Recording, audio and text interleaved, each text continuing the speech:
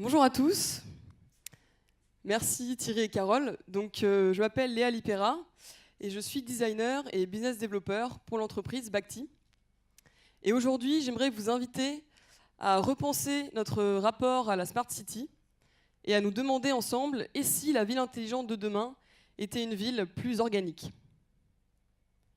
Alors Bacti, c'est une start-up en biotechnologie qui a été cofondée il y a 2 ans par une équipe de chercheurs et qui est spécialisée en génie enzymatique. C'est-à-dire que nous travaillons sur les propriétés des enzymes, et notamment des enzymes bactériennes. Alors pourquoi ce nom un peu étrange de Bacti? Eh bien simplement, c'est le mariage entre les bactéries conçues en laboratoire et le bâti de construction. Alors quel rapport entre les bactéries et la construction? Eh bien, c'est ce que je vais vous présenter tout de suite, en vous parlant de notre innovation révolutionnaire, un dispositif urbain, Digelec, qui permet de dégrader, de désagréger, et puis finalement de détruire peu à peu les infrastructures de manière contrôlée, programmable et écologique. Et tout ça en utilisant des bactéries. Alors, je vais vous présenter les différents éléments du dispositif. Donc, l'élément central, c'est une bactérie qui s'appelle la Bacilla digestiva, que nous avons mis au point en laboratoire, et qui présente des propriétés incroyables. Je vais vous en parler tout de suite. En fait, cette bactérie, elle est capable de s'activer, de réagir avec le béton, dès qu'elle entre en contact avec lui, et elle va venir se nourrir des nutriments qui sont présents dans le béton. Et donc cette réaction biochimique va avoir pour double effet de dégrader la matière bétonneuse, et en plus de produire de l'énergie, du courant électrique. Donc pour ceux qui connaissent, c'est basé sur le principe des biopiles, où une réaction biochimique va créer de l'énergie, sauf que là, on se place à l'échelle de la ville, à l'échelle du bâtiment, et donc on en vient à créer un gigantesque complexe de biopiles. Alors ces bactéries, elles sont encapsulées dans une bâche de digestion enzymatique, qu'on va simplement venir positionner sur les bâtiments que l'on souhaite digérer. Et ensuite, on peut suivre tout le processus de digestion avec l'application. Donc on peut suivre et programmer ce processus parce qu'en fait, plus on va mettre de bactéries, plus le processus va être rapide et plus on va pouvoir créer de courant. Et on peut aussi suivre sur l'application le seuil d'énergie produite. Donc il y a d'autres éléments dans le dispositif, mais là je vous présente simplement les éléments principaux. Et donc en fait, ce qu'on propose avec Bacti et avec Digelec, c'est de digérer le passé, toutes ces infrastructures vétustes ou simplement démodées, qui sont finalement des rebuts. On va pouvoir les détruire pour construire l'avenir, pour faire de l'énergie, une énergie qu'on va pouvoir ensuite utiliser pour alimenter la ville, donc les technologies dans la ville, l'éclairage urbain, les foyers, les voitures autonomes et électriques. Alors là, c'est formidable, vous pouvez voir l'image de notre première expérimentation grandeur nature. Donc on remercie la ville de Villetaneuse pour nous avoir prêté, plutôt donné parce qu'ils ne le retrouveront pas dans le même état, cet ancien bâtiment industriel. Et donc on a pu s'apercevoir qu'au-delà des tests effectués en laboratoire, ça marche en vrai. Alors pour vous présenter les différents points de valeur ajoutée de Bacti et de Digelec, déjà, ça permet de faire rentrer la Smart City dans l'économie circulaire, puisqu'avec des déchets, on va pouvoir créer de la valeur. Ensuite, ça permet de tirer parti et tirer profit de tout le parc immobilier étatique français, à savoir 11 millions de mètres carrés, qui aujourd'hui n'est pas utilisé. Donc tous ces bâtiments vides ou vétustes qui ne servent pas, là, on va pouvoir les recycler. Ça permet aussi l'obsolescence programmée programmable, parce qu'on va pouvoir demain construire tout en ayant en tête les avantages qu'on aura à détruire plus tard. Et ça permet des économies, donc les économies de destruction de bâtiments classiques, puisque là on a affaire à une destruction qui est biochimique et naturelle. Et ça permet aussi d'éviter les nuisances, comme les nuisances sonores par exemple, qui sont un problème sur les chantiers. Et l'histoire ne s'arrête pas là, parce que je vais vous présenter notre seconde innovation majeure, qui est en cours de développement, mais que je vous dévoile quand même aujourd'hui, sur le même processus de digestion biochimique, c'est-à-dire de réaction des bactéries avec le béton. Nous avons mis au point une nouvelle gamme de bactéries qui, cette fois, est capable de réagir avec les matières minérales, donc le calcaire, le béton, la pierre, etc., pour créer de l'alimentaire. Donc là, c'est formidable. Enfin, on peut imaginer demain qu'on va fournir une base alimentaire aux populations les plus démunies. Bon, en l'état, en termes de valeur nutritive, on est encore en train de travailler parce que ça procure un rapide sentiment de satiété, mais c'est pas encore au point en termes de goût et de valeur nutritionnelle. Donc là, on travaille avec un ingénieur aromaticien pour améliorer le produit. Mais je vous laisse imaginer toutes les perspectives qu'on pourra avoir demain avec cette innovation, et donc perspectives humanitaires, mais aussi commerciales, puisqu'on peut imaginer qu'on va mettre au point une nouvelle forme de gastronomie ou de tourisme street food, là au sens littéral. On viendrait se sustenter à même les bâtiments. Alors, je vais profiter de cette intervention pour faire un petit sondage parmi vous. Donc, je vais vous demander de vous mettre dans la peau d'investisseurs et de me dire demain si vous souhaitez voir apparaître pour le futur la première gamme de bactéries que je vous ai présentée, donc Bacilla digestiva, qui permet de faire de l'énergie avec les bâtiments, ou la seconde, qui elle va venir digérer l'infrastructure sur le même processus, mais pour faire de l'alimentaire. Je vous laisse voter quelques secondes. À 87%... Ah non, c'est pas fini, pardon.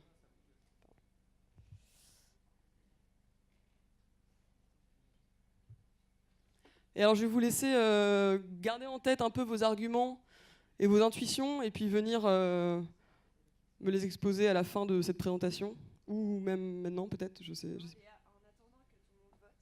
Déjà des questions. Alors, combien de temps faut-il pour digérer un bâtiment? Alors, ça prend plusieurs mois. Enfin là, le bâtiment qu'on est en train de digérer, Digex, c'est depuis l'année dernière, donc bon, ça prend un peu de temps. Ça dépend vraiment en fait déjà de la nature du béton, parce que par exemple, le béton qui est réalisé à partir de sable marin est beaucoup plus corrosif en fait naturellement. Donc là, ça va beaucoup plus vite. Les nutriments sont beaucoup plus riches. Ils sont issus de l'océan. Donc ça dépend un peu. Paradoxalement, voilà, si le béton est de mauvaise qualité, ça va plus vite. C'est plus efficace. D'accord. Bon, les votes sont clos, donc je te laisse commenter. Très bien. Enfin, très bien. Je constate. Donc, vous avez voté pour la bactérie du dispositif Digelec.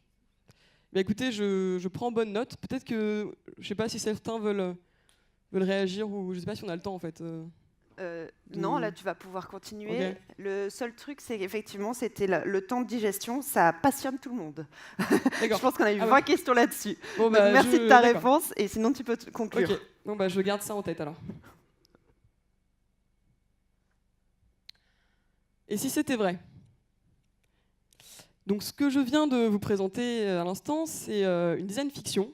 Donc ce monde où on est capable de digérer des bâtiments. Bon, en l'occurrence, les biopiles, ça existe vraiment, mais en tout cas, ce monde où on choisit de faire de l'énergie pour alimenter la ville et faire de l'alimentaire avec des bâtiments, c'est un monde de fiction. Il n'existe pas encore. Peut-être qu'il n'existera pas du tout. Alors pourquoi on fait ça? Pourquoi j'ai fait ça aujourd'hui? Eh bien, pour vous inviter déjà à envisionner la Smart City d'une manière avec un angle un peu différent. Et aussi pour vous inviter à vous questionner et à questionner certains termes qu'on retrouve beaucoup, comme Smart City, économie circulaire, innovation, start-up, qui sont des termes connotés très positivement à notre époque, du moins dans une certaine partie de la population, et à juste titre, mais qui ne sont pas sans comporter des enjeux critiques, des enjeux profonds, et même des risques. Donc je pense qu'il est important de garder un esprit critique et de ne pas gober les pilules rouges de l'innovation. Donc ces innovations qui pourraient avoir tendance à omettre ou camoufler ou simplifier à outrance les problèmes qu'elles affirment résoudre. Donc en fait, avec le design fiction, on milite un peu pour cette innovation qui serait un peu ralentie, donc à contre-courant de cette idée que l'innovation doit aller vite et qu'il faut être le premier, mais une espèce de brique dans les processus d'innovation qui permet de ralentir et de réfléchir à ce qu'on fait, de regarder ses propres biais et ses propres angles morts. Alors, qu'est-ce qu'une design fiction ? Simplement, c'est déjà un scénario qu'on va construire en extrapolant à partir de signaux faibles et de tendances lourdes d'aujourd'hui pour construire un scénario qui parle du futur proche, à l'horizon de 5 à 15 ans. Donc, quand je dis signaux faibles, c'est par exemple le fait que l'Arabie Saoudite ait donné la citoyenneté à un robot. Quand je parle de tendances lourdes, ça peut être par exemple qu'on a de plus en plus une collaboration homme-machine. C'est ce type de signaux. Et on va pousser un peu les curseurs pour construire des scénarios. Et ces scénarios, ils vont être incarnés grâce au design. Donc typiquement ici, le scénario, c'était commencer en tout cas par le présupposé « et si demain on mangeait la ville ?» par exemple. Et l'incarnation, le faux site qui a été réalisé, Bacti.fr, c'est l'incarnation par le design du scénario. Alors pourquoi on fait ça ? Eh bien pour redémarrer les imaginaires. Pourquoi ? Eh bien parce qu'on pourrait avoir l'impression qu'on reste un peu bloqué sur des imaginaires du passé, qui tournent un peu en boucle et dans une forme de présent continu. Par exemple, si je vous dis mobilité au futur, peut-être que vous allez penser voiture volante, et, comme dans Blade Runner, et ça va peut-être se réaliser un jour, mais en tout cas, il y a peu de chances que demain, on ait des voitures volantes dans les rues.